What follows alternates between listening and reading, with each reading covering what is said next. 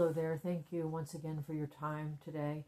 The following letter is one that I sent to our bishop in Tucson, Most Reverend Bishop Weisenburger, in March 13th of 24, that discussed the situation in my life, organized stalking and electronic harassment, as well as human trafficking.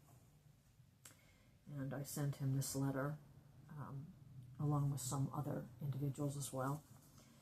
Your Excellency, Most Reverend Bishop Weisenburger, my name is Mary Mitchell, and I am a parishioner at St. John the Evangelist Catholic Church at 602 West Ajo Way in Tucson, Arizona.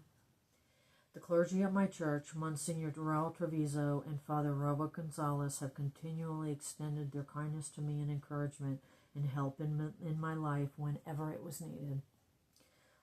I owe these two men everything. They have always been there for me.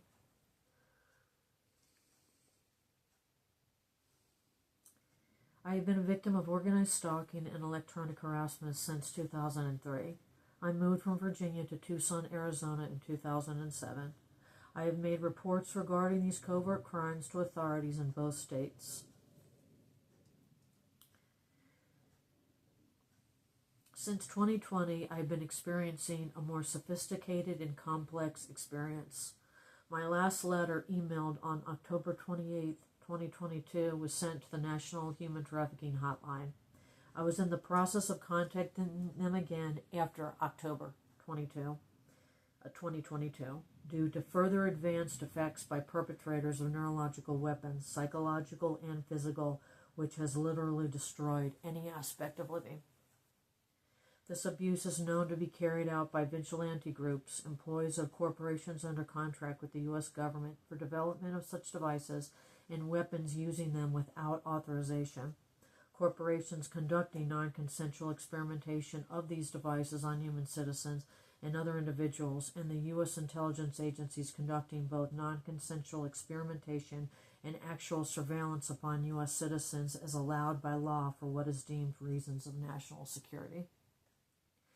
There are numerous materials documenting the development and application of these technologies by the U.S. government and private corporations under contract to the U.S. government from reliable sources of information such as CNN, the Department of Defense, U.S. News and World Report, and others.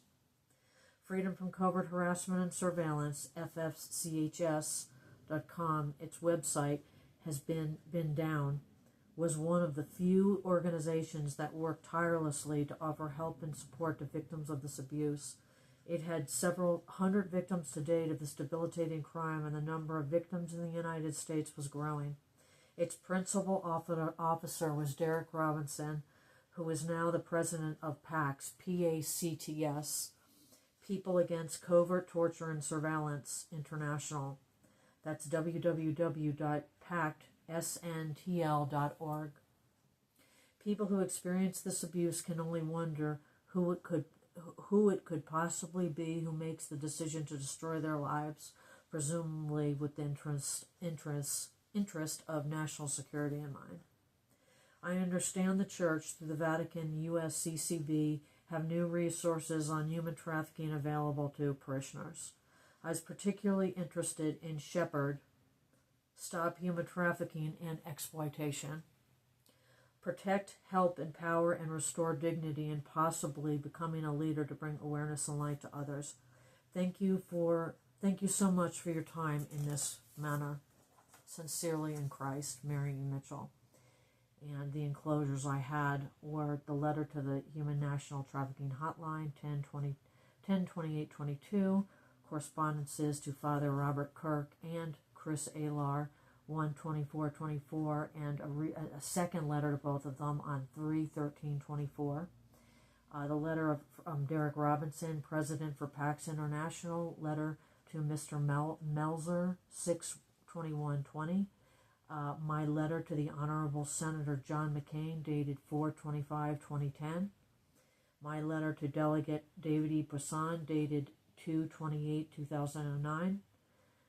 In the news articles, Pope Francis calls human trafficking a crime against humanity, 4/11/2019, and a news article, Vatican releases online guide to combat 150 billion human trafficking industry, dated 1/17/2019. And once again, thank you for your time.